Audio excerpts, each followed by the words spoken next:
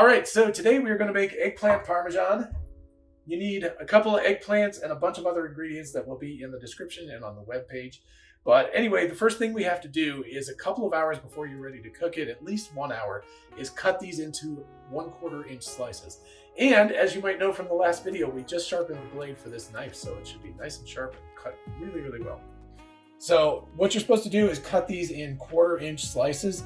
It's kind of important to keep them relatively the same width so that they bake at the same rate. So as much as possible, I do this fairly slowly. I know normally you just be like chop, chop, chop, chop, chop, chop, chop. But in this case, we want to take our time and actually make sure that these are all pretty close to the same width. So the initial layout here is just to put them so that we can get salt on all these, because what they have to do is sit for about an hour and exude water and soften up. So essentially, it doesn't really matter what you put them on, just something that can go in the oven, and you just put salt on them and let them sit for a while. Oops, that was too thin. See? That's what I get for not paying attention. How long should you let them sit for? They should sit for about an hour. All right, so generally speaking, you want like cooking trays, but if you don't happen to have enough to make all of this stuff work, then you can do it this way. So everything should be oven rated because eventually it's going to go in the oven, but for now, all we're doing is just putting some salt on it. So in this case, we got kosher salt. I was just saying it really doesn't matter in this case whether you use kosher salt or just table salt at this stage, but whatever works for you and whatever you got, just liberally sprinkle it on. And then I'll just do this this tray just so I can show, because once you get the salt on one side, take and flip each one.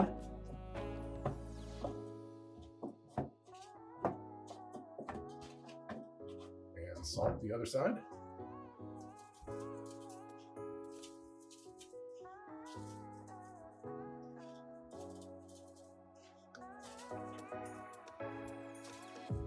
All right, so we're gonna do that to all of these, but then you're just gonna let it sit for at least 1 hour, and you'll see the water is gonna start to come up out of the eggplant, and it will start to soften up as well. And so, I don't know what time it is, go do something else for an hour after you do this, and then you can come back and do the next steps. All right, so you can see after a couple hours, actually there's quite a bit of water. It's like all pooling down here. But anyway, it exudes a bunch of water, and now what we wanna do is just basically take some paper towels, whatever you want to do. You notice I've already done a bunch of these, but you just take these guys and put them on here temporarily to get a little bit of that water out. No big deal if they're a little bit wet still, because the next thing we're going to do is dredge them anyway, so wetness is not going to hurt a thing. All right, so the next step is we need to grate up some Parmesan cheese. We need to get some Italian-style breadcrumbs. Or honestly, you can do it panko style if you want slightly different flavor, whatever you want. So just kind of put in some stuff, mix it up. We'll have to add more as we go, because this it gets used up really fast as you dredge. All right. How much Parmesan was in the bowl? 1/3 of a cup, maybe.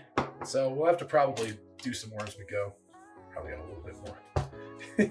I'm doing everything kind of by this, so it's like that much. So, because honestly, you're just going to use it all up anyway as you go, so there's no reason to get too worked up about exactly what the proportions are. Okay. Next thing we need is flour. Again, I usually add about that much and then add more as I need it, so I don't just waste a bunch of flour. And the last thing is eggs. The big thing is trying to stage all this stuff, and I'm actually going to make Charlie help me. So, because doing all the dredging, your hands get really. Oh, you taught me this, right? Do it on the flat surface. Flat surface. Why do we do flat surface? Because it doesn't get eggs in the bowl, eggshells in the bowl. It gets eggs in the bowl, not eggshells.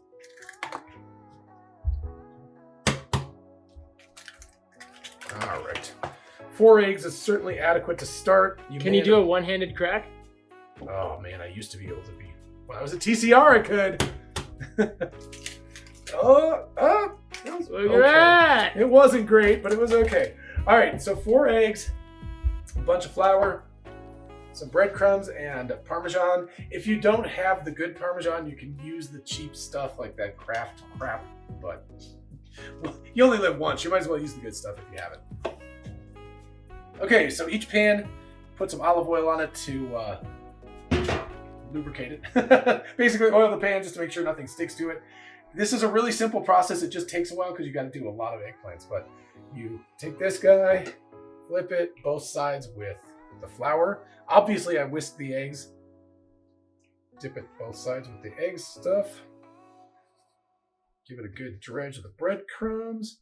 Stick it on the pan and continue. Rinse and repeat. Many, many times. Maybe a time lapse starting now.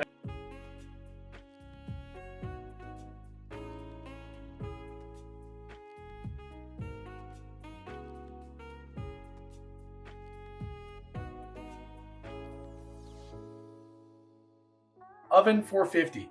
Preheat the oven before you start this, so it's nice and warm. This takes a few minutes, so you definitely want to get it started and it'll be plenty good. All right, so after all of these are done, you gotta fit them in the oven, 450 for about 20 minutes.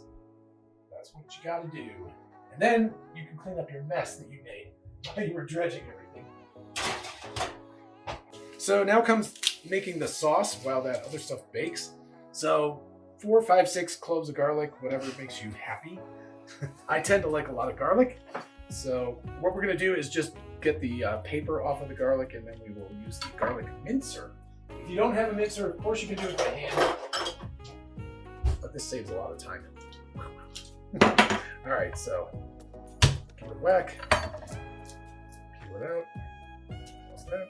So if you're not a big fan of garlic, I wouldn't do this many cloves, but I am, so I am. There you go. All right. Then we are just going to stick these in here and mince them onto a plate or a bowl or whatever you got handy. Doesn't much matter.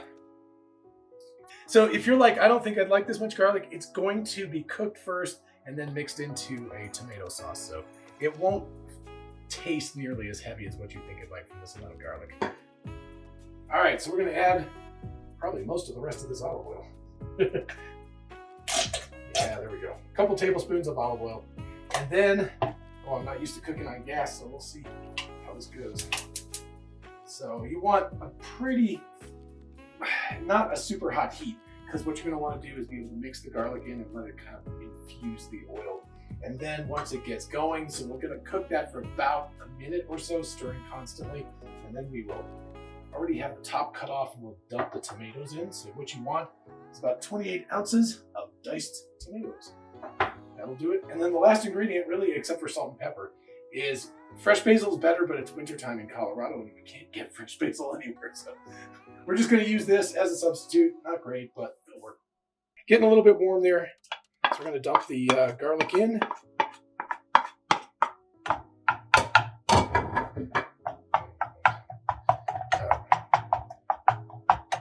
Make sure it mixes around a little bit. All of it gets some nice oil on it. All right. Put the plate away. And then while we're waiting, we can actually add a little bit of salt and pepper. I really like this salt thing, by the way. Very cool. Gotta have a salt ball. I don't know. Apparently I'm missing out, man. That, a little bit of cracked pepper, which I will put in a second. But so what you want to do is use your nose for this. You want to smell it, and when it really gets nice and fragrant, you get a nice bouquet coming off the garlic. That's when you know you're in good shape. So, oh, it's just about to get there. So it goes from, not smelling that much to all of a sudden it's like, ooh, this is really nice. At that point, oh yeah, I think we're good. So then we can just go ahead and dump our tomatoes in. Like I said, you can do 2 of the smaller cans or 1 bigger. And then we'll just turn the heat up. Add some cracked pepper. Get this thing to a boil. So let's turn it up now. Get it up to a boil. Then once it gets to a boil, we're going to turn it down so it's just bubbling, just simmering a little bit, and let it sit basically until the eggplant's done. And I just realized we hadn't set a timer on the eggplant. Well, we'll eyeball it. All right, so this has been cooking 10 to 15 minutes, just at a low boil, simmering. You can see it's actually really nice. You want to give it some time to like get mixed in. So now we're just about to take it off the heat. In fact, we will take it off the heat. And that much basil. If you don't like basil that much, this is what gives it a really nice Italian flavor, so I highly recommend a good amount. If you're doing this with cut basil, maybe like a quarter to a third cup, like, not even really finely chopped, just sort of roughly chopped, going in here. And then what you can do now is remove this from the heat and just let it sit and kind of like let all the flavors work in. You don't want to add the basil too early or else the flavor of it will cook out. So that's why you add it at the end as you take it off the heat.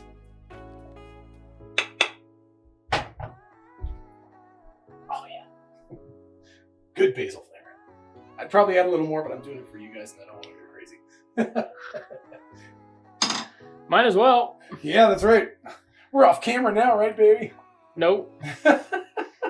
It's always rolling. It's always rolling. It's always rolling. All right, so we're going to turn the oven down to about 325 now. And we need to get these guys out. These actually sat here just a little too long because we were working on the video stuff. Woo! It's hot on the fingers. Yeah, these guys just a teensy bit toasted. But that's okay. Looks really good. Yeah, they'll be fun. I got to watch out with this guy because this is not a hot pan.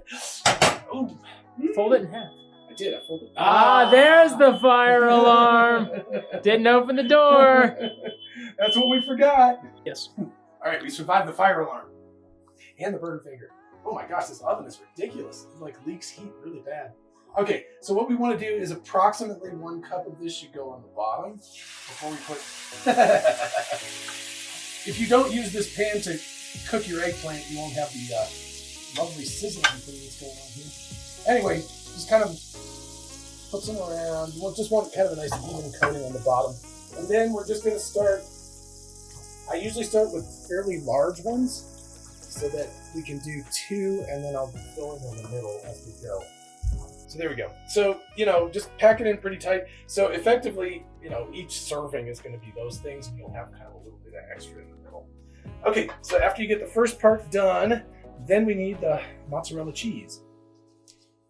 So you can pretty much use anything you want, but I'm lazy, so I get the pre-sliced mozzarella cheese. But you want the fresh mozzarella, not like, the garbage, like the Kraft things in a bag. So anyway, if it's pre-sliced, you can pretty much just take the slices, whoops, pop them out. So you can save the little slices at the end for the middle section, but basically, yeah, so we can put like a little guy there. But we're just gonna layer it on. We need 2 of these sliced mozzarellas. You can see this meal is a hefty cheese meal. All the cheese. And then I've grated up some Parmesan cheese. I'm going to take that and just sprinkle it over the whole thing. Give it a little extra Parmesan flavor. Oh yeah, that's good. Okay, now we're going to kind of do the whole thing over again. So we're going to start, I'm going to be smart this time. Grab this guy, sorry. So we're going to start by kind of distributing this. As opposed to the bottom, you have to be a little bit careful how you do this so you make sure you get all the pieces. Don't worry about like just completely drowning all this stuff because we're going to put a bunch on the top. So it'll be fine. First, the mozzarella.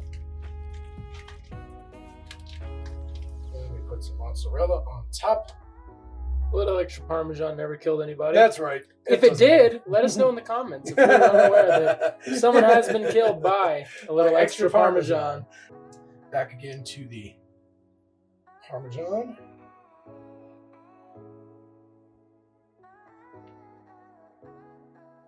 And yeah, I don't know.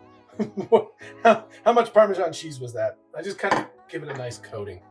So that's what we would do. All right, and then the last one, we kind of mix things up a little bit. Instead of putting more tomato sauce on top, we are going to go, first of all, with just the eggplants because we're going to put the tomato sauce on top of the egg. So, round 3. So we're going to put the rest of the tomato sauce on top. Again, try to at least cover everything before you go crazy so that you don't end up with any dry spots.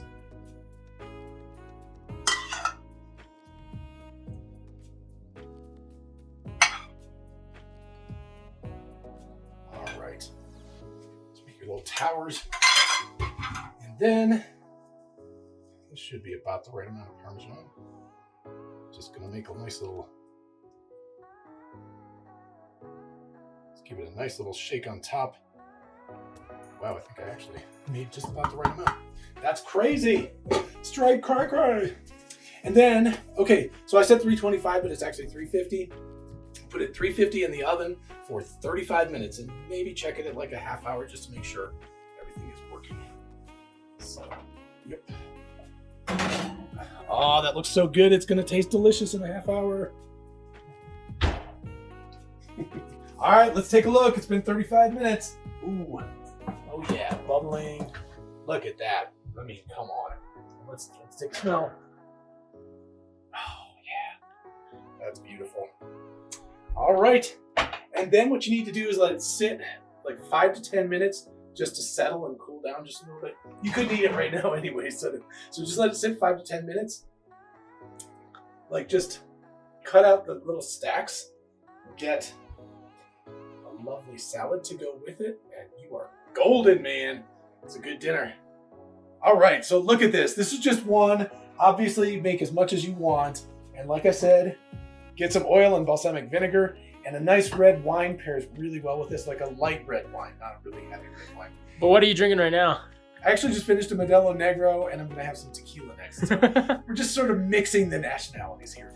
Anyway, this is Dr. Know-It-All signing off on Cook, Climb, Repeat with my guest spot. Hopefully it's good enough that everyone doesn't hate Charlie's channel. Anyway, oh, wait. I will see you later.